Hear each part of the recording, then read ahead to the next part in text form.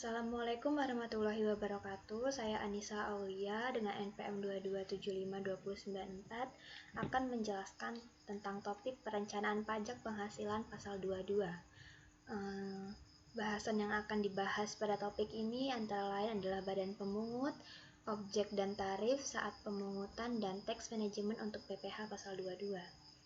Yang pertama ada reverse withholding, yaitu pembalikan tanggung jawab pemungutan pajak. Jika biasanya penjual yang membayar pajak, maka apabila menggunakan metode reverse withholding ini, pembelilah yang membayarkan pajak dan menyetorkannya kepada instansi yang bertanggung jawab.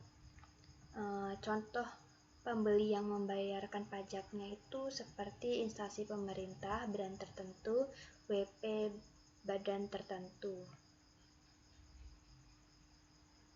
Lalu ada tujuan dari pemungutan. Yang pertama, meningkatkan peran serta masyarakat dalam pengumpulan dana melalui sistem pembayaran pajak. Yang kedua, untuk kesederhanaan, kemudahan, dan pengenaan pajak tepat waktu. Lalu ada badan pemungut. Aktivitas penyerahan barang dari badan pemungut ini yang pertama, bendahara pemerintahan, itu untuk mekanisme pembelian barang. Lalu ada bendahara pengeluaran, yaitu untuk mekanisme uang persediaan. Ada kuasa pengguna anggaran atau pejabat penerbit surat pemerintah pembayaran untuk mekanisme pembayaran langsung.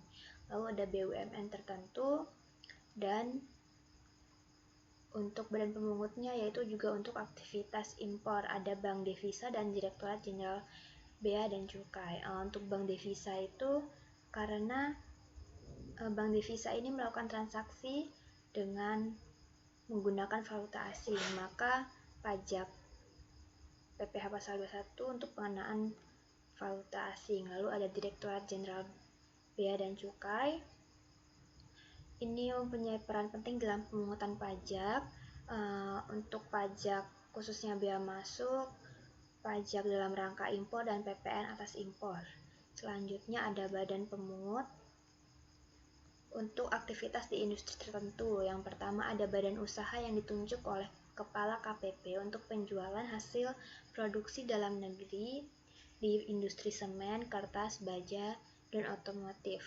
Lalu ada produsen atau importir bahan bakar minyak, bahan bakar gas, dan pelumas untuk penjualan komoditas tersebut. Lalu yang ketiga ada industri atau eksportir yang ditunjuk Kepala KPP untuk pembelian bahan keperluan di sektor kehutanan, perkebunan, pertanian, peternakan, dan perikanan.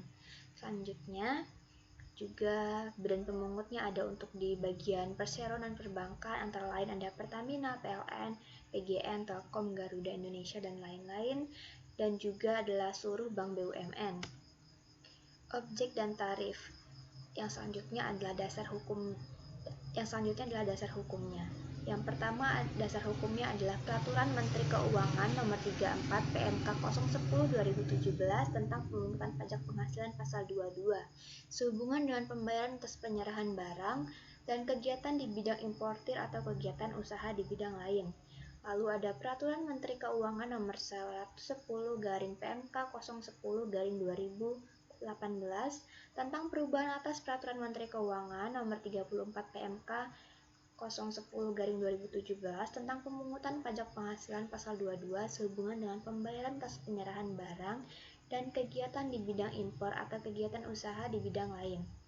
Lalu yang ketiga ada Peraturan Menteri Keuangan Nomor 199/PMK 010/2019 tentang ketentuan kepabeanan cukai dan pajak atas impor barang kiriman. Selanjutnya ada objeknya. Objek yang pertama itu aktivitas pembayaran atas penyerahan barang bagi instansi pemerintah atau BUMN tertentu. Yang kedua ada aktivitas impor barang. Yang ketiga aktivitas penjualan atau pembelian barang di industri tertentu. Dan yang keempat adalah aktivitas penjualan barang sangat mewah. Lalu sifat pemungutan dari objek dan tarif pajak PPh pasal 22 ini adalah tidak final, dan tarif lebih tinggi 100% bagi wajib pajak yang tidak memiliki NPWP. Lalu ada objek dan tarif Untuk aktivitas penyerahan barang, itu ada 1,5% dari harga pembelian. Untuk aktivitas impor, tarif 2,5% dari nilai impor bagi pengguna angka pengenal impor. Tarif 0,5% bagi pengguna API untuk impor kedelai, gandum, dan tepung terigu. Tarif 7,5% dari nilai impor bagi non-pengguna API.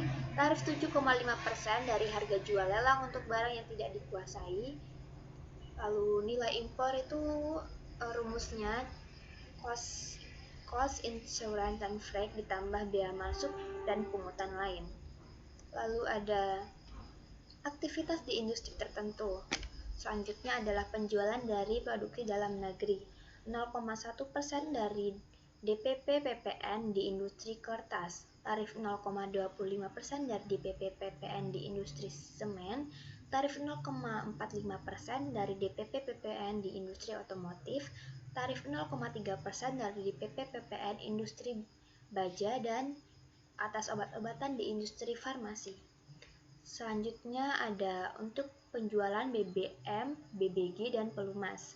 Yang pertama, tarif 0,25% dari harga jual BBM untuk penjualan ke SPBU Pertamina, tarif 0,3% dari harga jual BBM untuk penjualan ke SPBU non-Pertamina atau pihak lain, tarif 0,3% dari harga jual minyak tanah, tarif 0,3% dari harga jual BBG, tarif 0,3% dari harga jual pelumas, tarif 0,45% dari DPP PPN penjualan kendaraan bermotor di dalam negeri oleh agen tunggal pemegang merek, agen pemegang merek, atau importer umum. Selanjutnya ada tarif 0,25% dari harga beli untuk pembelian di industri kehutanan, perkebunan, pertanian, peternakan, dan perikanan. Berikutnya adalah tarif untuk barang sangat mewah, yaitu dikenai tarif 5% dari harga jual, tidak termasuk PPN dan PPNBM. Lalu ada objek dikecualikan dari pemungutan. Yang pertama itu ada impor barang dan atau penyerahan barang yang berdasarkan ketentuan peraturan perundang-undangan tidak terutang PPh. Selanjutnya, impor barang yang dibebaskan dari pungutan bea masuk dan atau PPN. Selanjutnya ada impor sementara jika pada waktu impornya nyata-nyata dimasukkan untuk ekspor kembali. Lalu ada impor kembali yang meliputi barang-barang yang diimpor kembali dalam kualitas yang sama atau barang yang telah diekspor untuk perbaikan, pengerjaan dan pengujian yang memenuhi syarat yang ditentukan Dirjen Bea dan Cukai. Objek pajak yang dikecualikan dari pemungutan selanjutnya yaitu pembayaran atas pengadaan barang bagi institusi pemerintah jika berjumlah maksimal 2 juta atau bagi BUMN maksimal 10 juta dan tidak merupakan pembayaran terpecah-pecah atau jika ditunjukkan untuk pembelian BBM, listrik, BBG, pelumas, air minum atau PDAM, dan benda pos.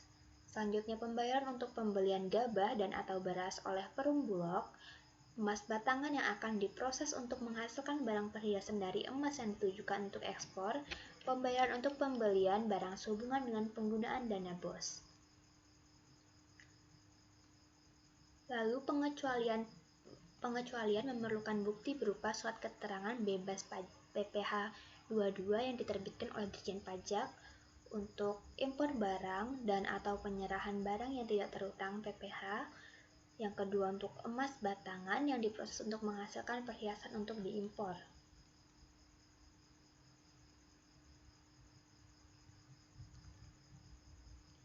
Lalu ada pencatatan transaksi PPh 22 bendaharawan negara dan impor.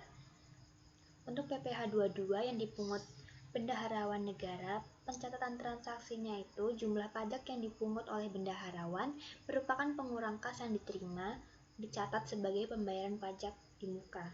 Lalu PPN dan PPNBM tidak dicatat, namun bukti potongnya diminta untuk memperoleh restitusi pajak. Lalu ada PPh 22 atas impor. Yang pertama itu dicatatnya jumlah PPh 22 yang dibayar dicatat sebagai pajak dibayar di muka. Untuk biaya masuk dan PPNBM menjadi penambah nilai persediaan.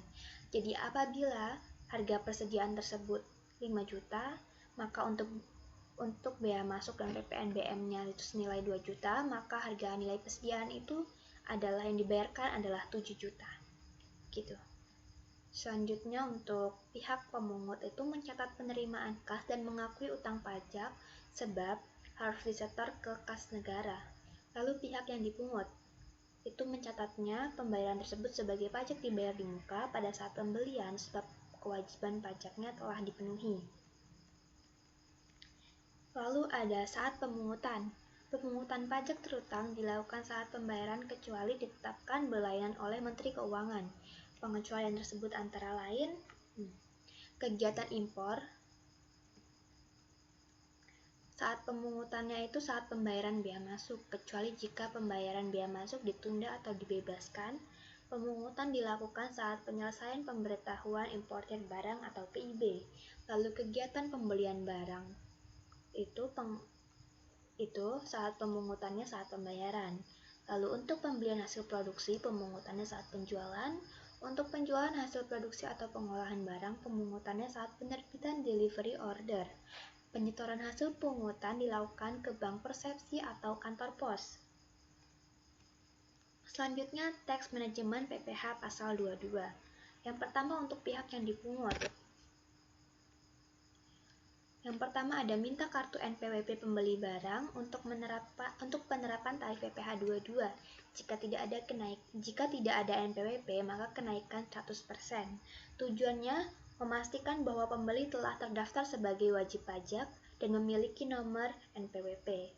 Yang kedua adalah miliki API atau angka pengenal impor. API merupakan identitas bagi importir yang diterbitkan oleh instansi berwenang.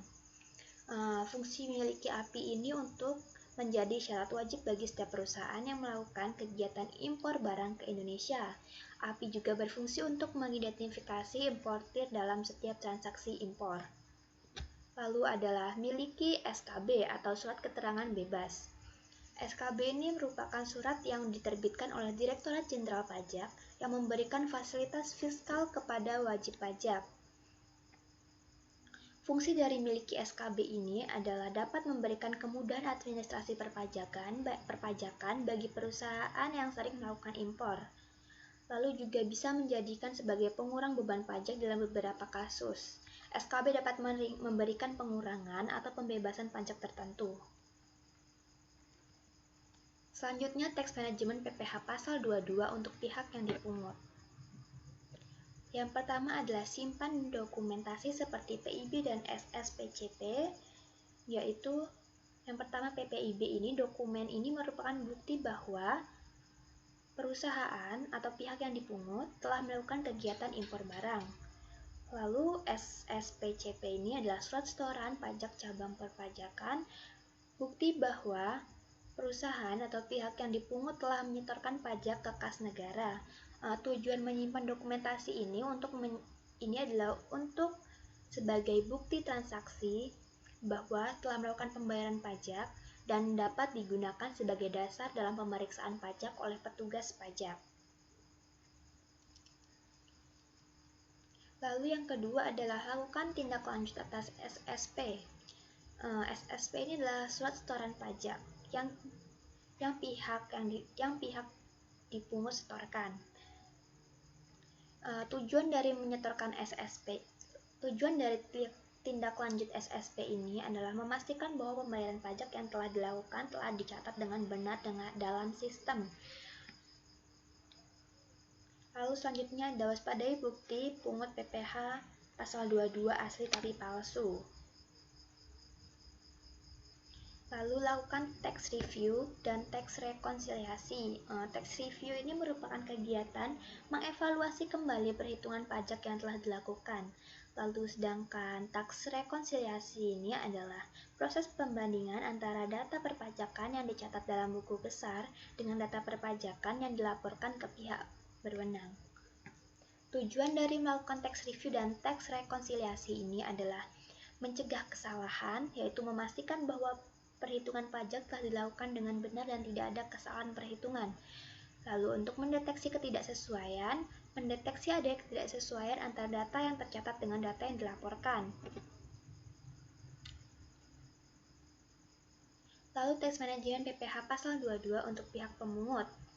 Yang pertama, pastikan perusahaan rekanan bersedia untuk dipungut PPh pasal 22 dan persetujuan ini harus tertulis dalam kontrak, surat perintah kerja, dan lainnya. Jika perusahaan rekanan tidak bersedia dipotong, maka lakukan gross up. Jadi apabila pihak perusahaan rekanan ini tidak ingin melakukan atau tidak bersedia dipotong, maka kita sebagai perusahaan melakukan metode gross up, yaitu menambah nilai persediaan dalam barang yang kita jual. Lalu selanjutnya adalah selalu update peraturan PPh pasal 22.